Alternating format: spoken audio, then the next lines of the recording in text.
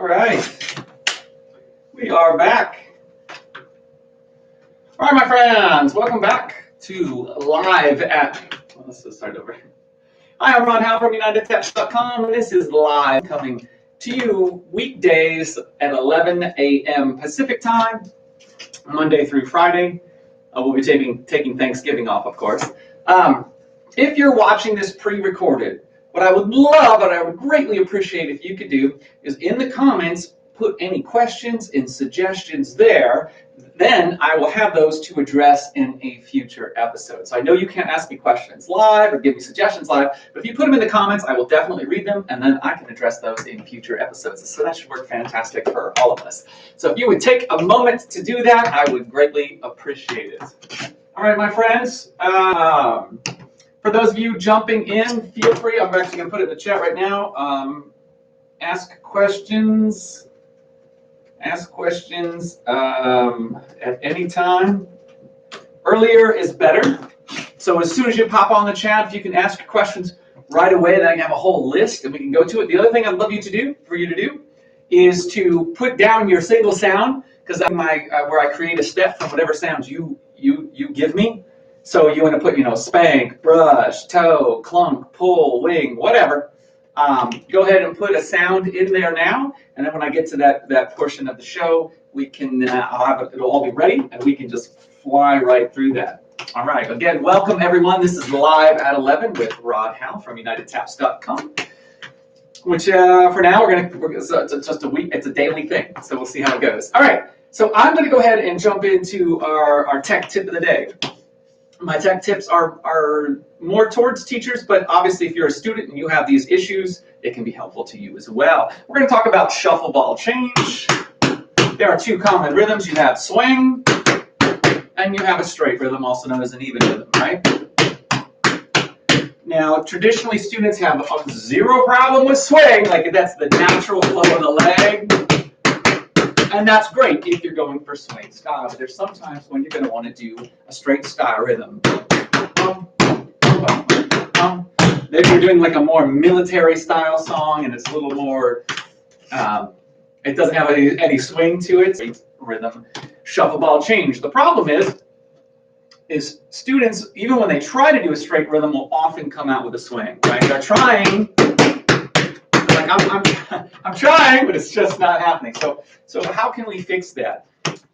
There are a couple approaches we can do to this. The first one is just mentally concentrate and delay the spank. Delay. All right. So if you're able to do that, that's the easiest, probably the most recommended way. But a lot of students, especially if we're talking about children, are not able to do, even when they think about it. It still does this, right? It's just so natural to fling that leg back.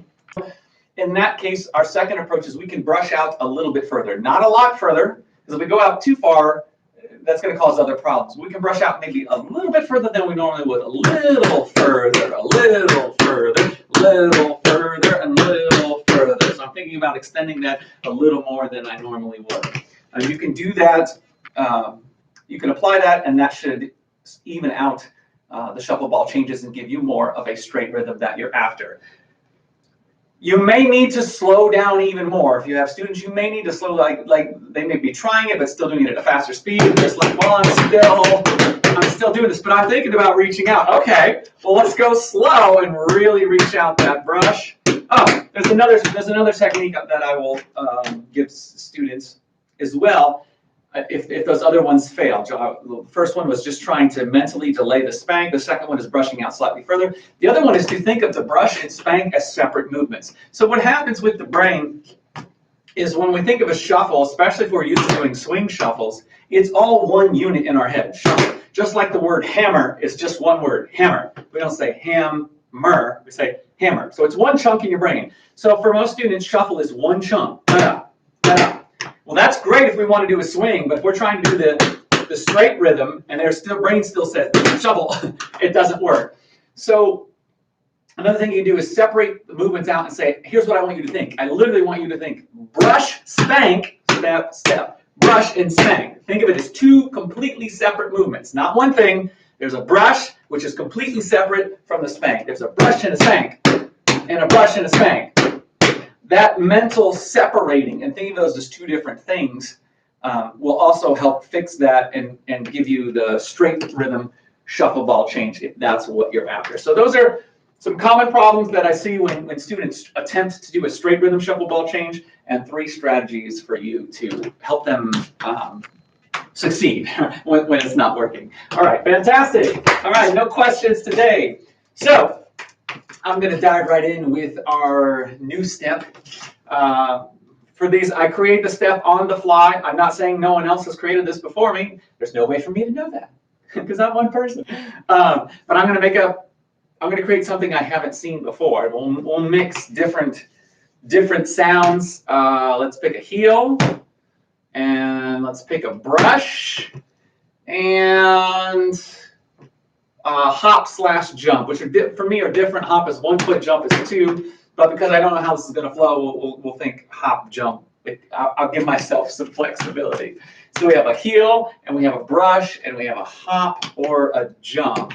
So this is going to this should be fun and interesting. And of course, I can have other things in there as well, but those are kind of like those ones have to be in there. So hop and brush.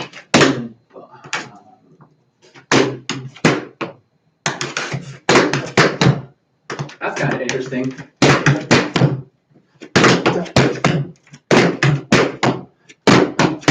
I'm trying to get the hop and the brush at the same time, which is challenging.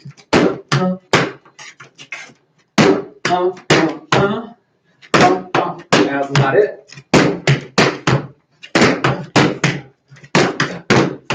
Be kind of cool to cross it. This is way harder than it looks. If you try it, trust me, it's harder than it looks.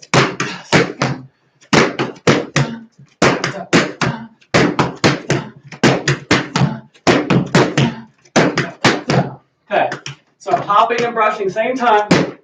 Now, with the last few rounds, if you were listening closely, you might have noticed I was having more success getting the hop and the brush at the same time. How did I do that?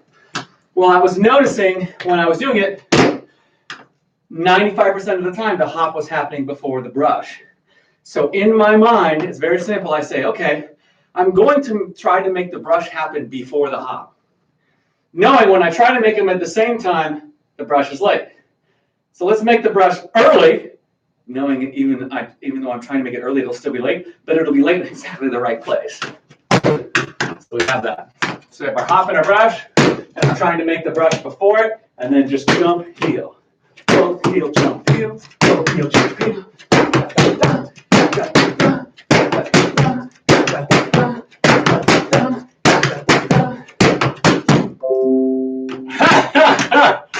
Apparently I'm running out of storage. Too many steps. All right, so fantastic. So that'll be our new step. Our new step today. So we got that.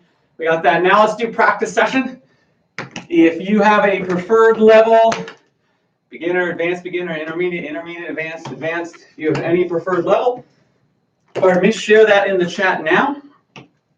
And I will, depending on how many there are of, like if there's 5 people who want beginner and 1 who wants advanced, well then I'll do a beginner level.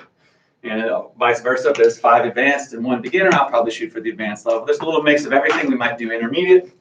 So if anyone, and if no one offers anything in the chat, I'll just do whatever I want.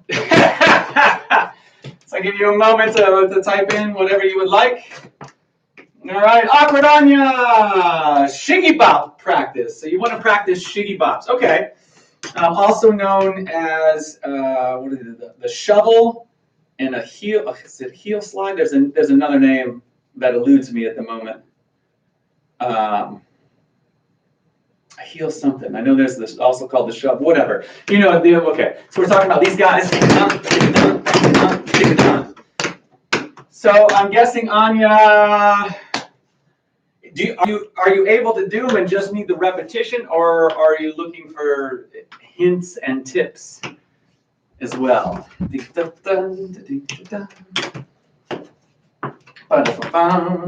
I'll just go into details. Let's see. So if you're just if you're not familiar with the shiggy bop, from a foot that has weight on it, that foot's going to do a scuff dig, and then the other foot's going to step down, basically like that. Okay. So if you're just learning these, or if you're having trouble, there's a way to properly cheat. I was going to say, that sounds really wrong. Properly cheat your way up to doing it correctly. And what I mean by that is you can start to kind of work your way up. What I have students do is start with both feet, right? And this foot's going to do a scuff dig, and that foot's going to do a step. But what I'm going to have them do is, as they do the scuff dig, lift this foot up, right? Now, the reason it's cheating is you could have some of your weight on this. Theoretically, you could have this basically done before this foot lifts. But what's going to happen is the student will get it. The student will lift this when it's comfortable to lift it. You just tell them to lift it, and maybe they lift it at the end or a little bit late, but that's okay. Once they get that down, then it's okay. Try to lift it a little sooner. Try to lift it right away. Excellent, good. Now, so once they get that, then we're keeping most of our weight on the scuff dig foot with a little bit here. We're still lifting, but most weight is here. So that's nice. That's going to reduce the amount of pressure they can put on this. Like you might even say, okay, just go on the inside, right? So they don't have so much to push off of. Right? Now what did I do with the heel? I don't think that's that much. I was wondering if we make them do a dig, if that's harder to push off of. They can still push off, but it's just more awkward. I'm trying to figure out what smaller gradation I can do next, because up to this point, when you have less pressure, we're on the right track, but ultimately we want no pressure. I wonder if you go further out. Yeah, I mean, you can, ultimately knowing that this is just an intermediate step. But the further you go out, the harder it is, I think, to put weight on it. And then eventually you'll do it without that on the floor. Without that on the floor at all. But that's kind of a way to work that's a way to work up to it. Yes, I can do them. I'm looking. You want a challenge? I'll give you a challenge, Akradanya. No worries on that. Thank you so much for all you've given to us all these years, says Patrick. Well, thank you, Patrick. I really appreciate that. That's really nice, man. Thank you. That means a lot. Thank you for watching. Okay, so let me do a little bit more on the shiggy bop / shovel / heel. I forget what it's called. Heel slide, heel clip. There's a heel something. A lot of students will go here and it'll never make it through. It'll just be like they never get that up. And you can literally tell them, imagine there's a pole on the floor. You need to go over the pole. So they have a solid visual. Go over the pole with that scuff dig to get it up higher, right? So that's another strategy. Okay, so Anya wants a challenge. Anya, have you done Irish shiggy bops? So Irish, we have our shuffle, hop, step, shuffle, hop, step, but we would replace the hop with a shiggy bop, right?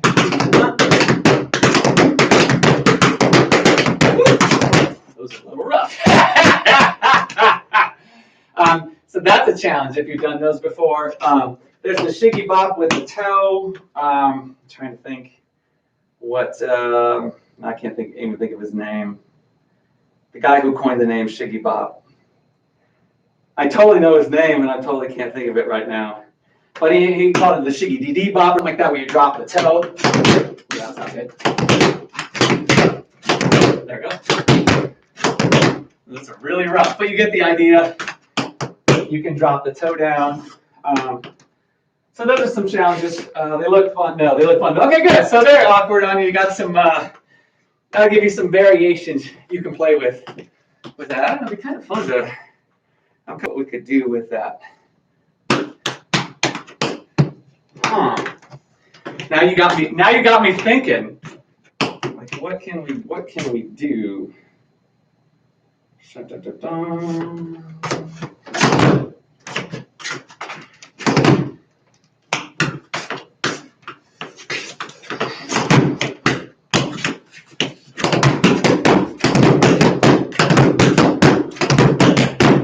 That's the cheater one, but it's kind of you don't have to do the cheater one, but for the flow of the step. So I like that.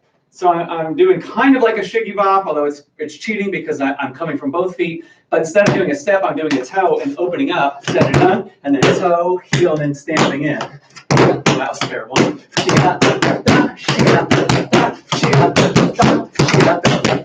So that's kind of a fun little variation you can do. All right, very cool.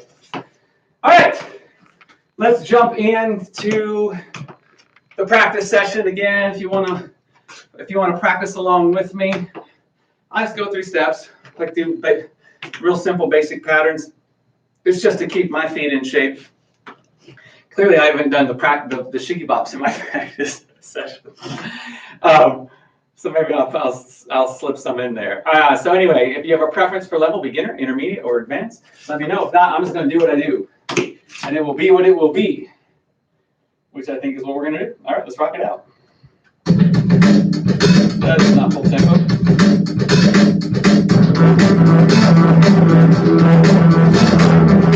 Thank you, Awkward Onion.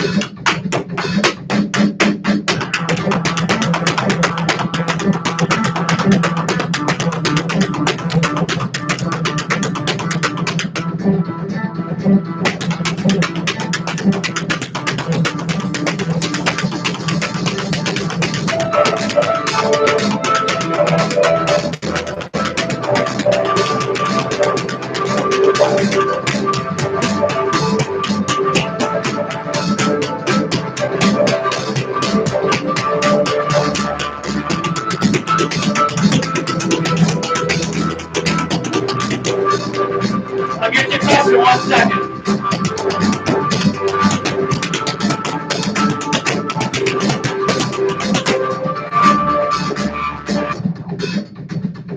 Those dig toes are rough. Got to work on those. Patrick asks, I have a beginner to intermediate kind of question. What is a simple step, but looks very fancy? Could you show me one? That's a harder question for me than it seems. And part of that is because, in some sense, I'm so jaded after watching tap for so many years, a lot of things don't look that fancy to me. And you want a simple step that looks fancy. I guess I would ask, first of all, looks fancy or looks more difficult? Like if you just want something showy, you can just do like a sugar foot.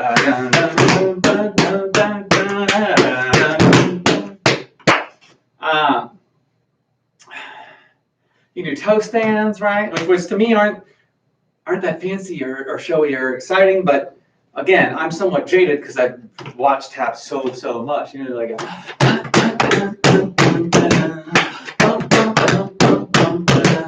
you do a toe stand or a heel stand.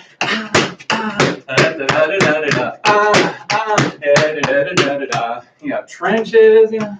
Yeah, now there's different style trenches. You've got the old school Broadway. The ones that I like, these are not as easy, the hooper style. Go front and back. Those are kind of fun, right? You know, over the top. Those are kind of fake ones. I mean, you can do real ones. Okay, so these are the fake ones where I'm not actually jumping over, but it has that kind of that feel. Then I can go over it. And then you have, oh boy, I'm gonna hurt myself. The full size. Oh, and over. There's not actually technically that hard. Not that I'm doing it beautifully, but is kick your leg up really high, jump over. And of course, the part of the secret on the really big ones. Now, in your mind, you're kicking it up, and in your mind, you're going to tell your leg your right leg to jump over your left leg when it's at its highest. No matter how much you tell yourself to do that, in reality, what happens is you kick your leg up. Then when it's time to jump, it drops. But because the audience sees it up here, and a split second later you have jumped over it, the audience doesn't necessarily calculate that you dropped your leg before the jump. It can feel to the audience as if you jumped over your leg at its full height. And that's to varying degrees depending on how much you drop it and how soon you drop it and various factors. But you can produce somewhat of an illusion of jumping over a really high leg by kicking it high even though it drops when you go over. That's difficult. Right, okay. So Patrick said he was after something that looks difficult. Yeah, I mean the harder one, like the over the top, those are flashy. I don't know if they look different. Again, it's so hard for me. I've been doing this so long to look at something and be like, well, does that look difficult to someone who doesn't know tap? Yeah, I mean, probably depending on how it's executed. Toe slides, but those aren't easy, right? Like those can be impressive. Whoa! Don't lean back. Oh, there we go. Yeah, something like that. A toe slide. That's not necessarily easy. Although that's something that I'm going to caution you against doing this without safety personnel present. But if I was going to teach someone that, I would actually just start jump, toes down, and then I would say go 1 inch. Jump, scoot down, right? Jump, scoot down, like the very small. And once they were comfortable with that after like 20 rounds, okay, now we'll go a little further. Get comfortable, now a little further. Get comfortable, and so on. I would gradually work their distance up so they don't fall on their face or their back right off the bat. Yeah, those are... Yeah, I mean, those are the things I think might look showy / difficult. It's hard. There's not a lot of steps that are easy, but look difficult. You know, if there were, everyone would just be doing those all the time and wowing audiences, right? Like it's usually the difficult ones are difficult for a reason, and that's what makes them impressive. So I don't know if there's a lot of steps that are easy but look difficult. So. But that's a great question. I do occasionally get similar questions. Or more likely I'll get, okay, I want choreography that's easy, but looks really hard. Okay, I'll do my best, man. It's like, it's like saying I want I want a song as easy as Mary Had a Little Lamb, that sounds like, that sounds like one of those. Well, okay, this thing. I'll see what I can do. I don't know.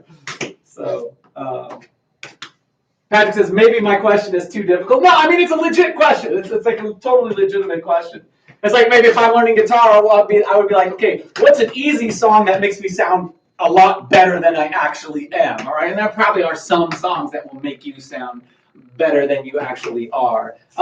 For tap, if you wanted to appear better than you actually are, I don't know if it's about doing those hard steps. Sometimes just doing, or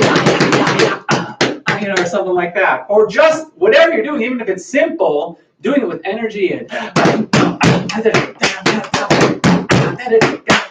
that's just steps and stamps. But with audience, even if they don't know tab, that they'll look at, he's pretty good, right?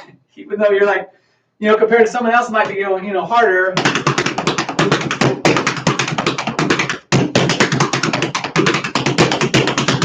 Or something like that, which, okay, he's got good feet, but because there's nothing else happening, you know what I mean?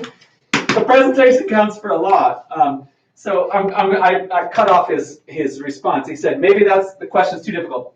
So a few simple steps that make you travel all over the floor. I don't know how to, okay, that we can do. Sharon said that was a cool montage of classics. Thank you. So Patrick, so a few simple steps that make you travel all over the floor. A few simple steps. I'm still not exactly sure what, I mean, you have, like, flaps the easiest trick, not necessarily very exciting. I mean, look, if I've got the beginner level and I need them to travel some basic things, I might do a grapevine, pretty, something simple like that, or I might split it up, or something like that. Right, just simple grapevines where there's some visual interest in the feet. I'm trying to think what else would I do if I've got it. If I want to be exciting traveling, I might do like a drag.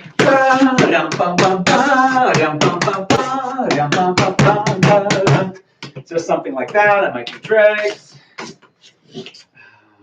So I've got to travel a lot. I'm trying to think something that's showy. Yeah.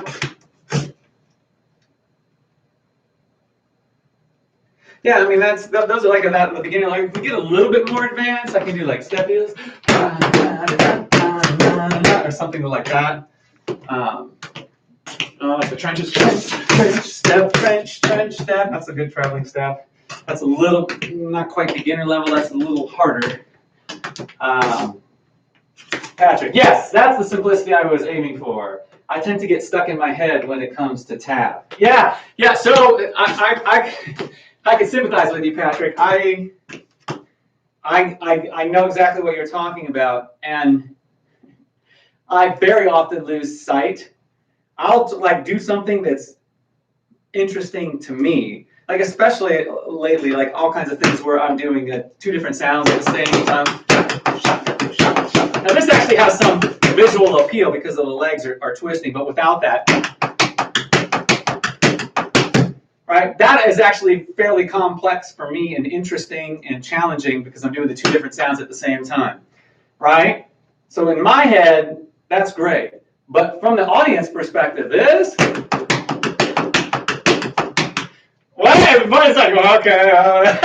nothing. Whereas if I just did step heels,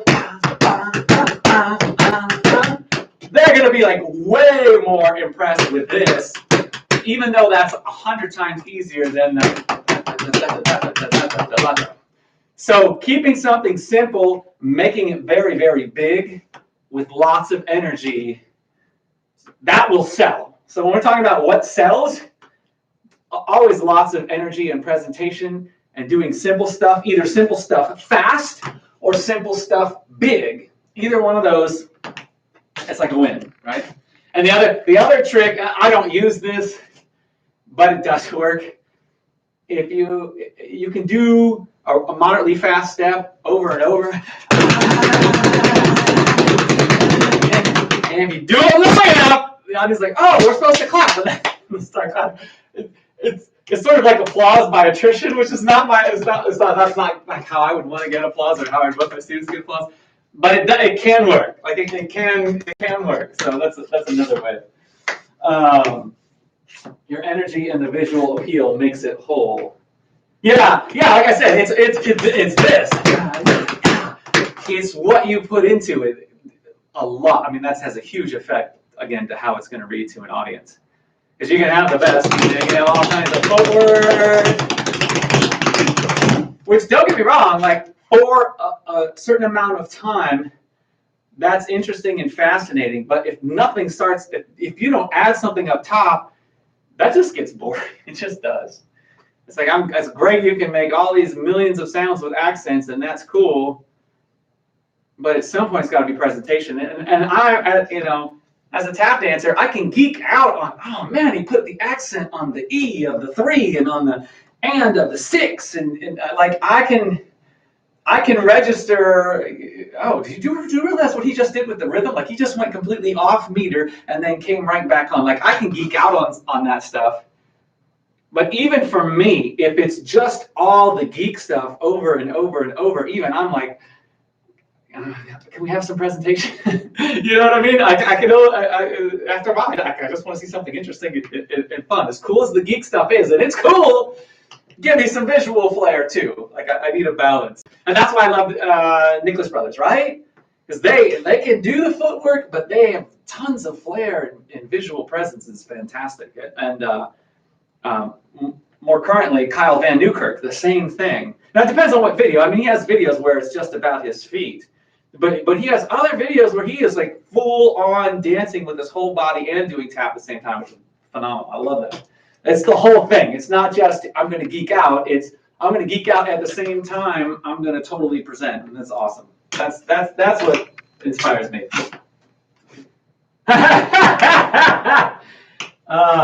Patrick says, doing steps fast loses the big movement a little, so it's give and take, right? Yeah. So yes and no. If you're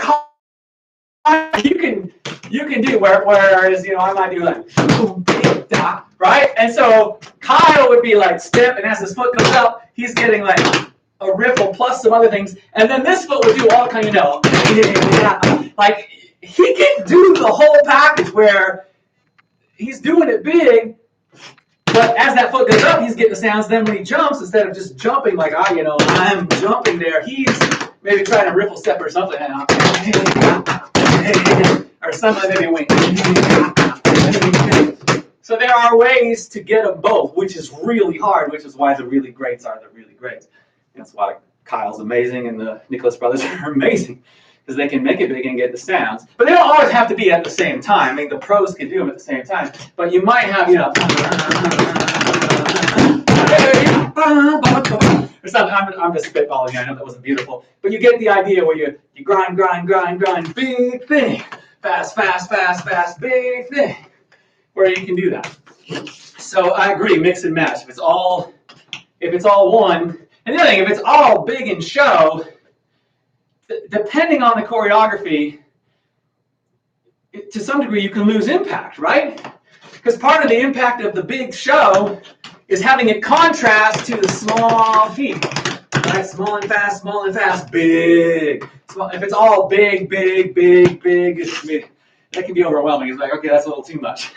The audience actually needs a break. Yeah, just like with music, oftentimes it'll build, you'll have a big da, but the whole song's like da, and it's like, whoa, it's a little bit much, unless you're into like really hardcore metal, and then that's cool. And there's a place for that, which I'm sure there's a place for like all big, but generally, you can have the most success with the most amount of people in the audience, generally, if you can work both of those things, the small and the fast and the big, occasionally combining them together, right? Patrick says, I love the speed though. Yeah, you know, I think, and not that I'm that fast, but when I was younger, speed was much more. Speed was up like, yeah, speed, like speed. Speed was a big deal, and now it's not. I still respect speed, and I have plenty of work to do on increasing my speed. So it's not like, well, I got speed, so it's no big deal. No, I still have plenty of work to get faster. Like there's plenty of room for me to grow. But having pursued it for many years and achieved it on some levels with some steps, it's still kind of cool and fun, but it's not what it is. I think when you're starting out and you see it and you want that, and you're like, ah. So at least for me, that's kind of the case. Sammy Davis is one of my favorites. Can you mimic one of his steps? I don't. Yeah, not really. Yeah, I mean, I've seen clips of him when he was young, and it was like the big this kind of did it, that kind of stuff. And then when he was older, like in the movie Tap, and then this is it was kind of more of the footwork, not as much of the show. And honestly, I just haven't watched a ton of him. It's more Nicholas Brothers. I watched some of them. Arthur Duncan, with the foot. And not that that's all he can do. I mean, obviously he can do a ton more. So yeah, I'm not as familiar with Sammy's stuff, and I probably would be a bad mimicker anyway. Sharon, yes, contrast. Sharon says yes, contrast makes art. Yeah. I don't know if I say that it makes it, but I hear what you're saying. It definitely makes things appealing, right? If the floor is blue and the walls are blue and everything is blue, there's no impact. Versus if the walls are white and there's one blue dot, then you're going to notice it. Yeah. Okay. I'm gonna jump back into practicing because clearly I need it. But feel free to jump in the chat with whatever. Oh man, I got a lot of work to do. Oh, and I will restart. I hope. There we go.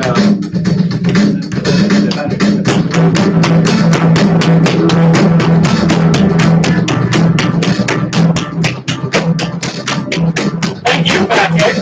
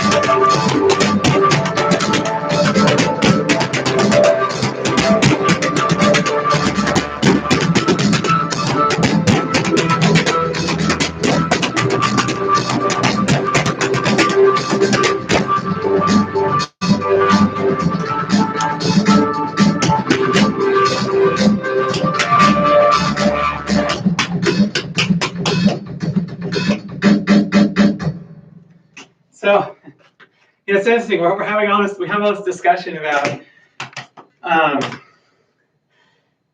Well, I'm talking about what I like about the grades, and then I'm like, and I go back and practice. And I'm like, dude, you're practicing boring stuff, and it's not that doesn't need to be practiced. Like you need to drill those skills so that when you want to do small and fast, and it's there. But at the same time, I'm like, maybe we should try to spice it up. So that's kind of, if you're wondering, like, that's different than what he usually does. That's why I was like, I should probably try to incorporate the exact things that I was just talking about. So that's what I'm trying to do now. Although now I'm going to go into like a scuffle step, so which doesn't lend itself all to big. So this will probably, I'll be trying to create small, fast contrast with big, but separating them out. Not that the other things were fast. I was just kind of putting it all together. Oh, I guess I got to put volume up.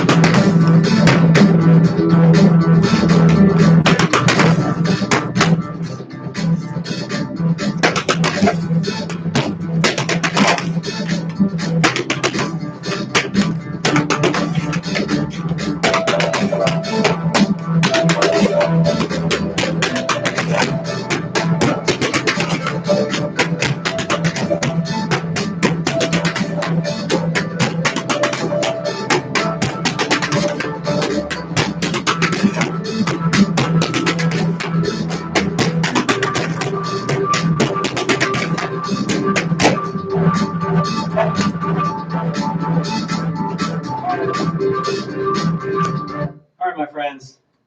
I like that. It was fun doing that last stuff. That's that kind of, yeah, I like that. I like doing the variations and stuff. All right, my friends, we're going to call it a day. Thank you for joining me again. Please, please, please leave your questions, suggestions, comments in the comment section below, and I can address those in future episodes. All right, thank you for joining me. I, of course, am Rod Howe from UnitedTaps.com, making you happier and healthier through tap dance. Thank you all. Interesting.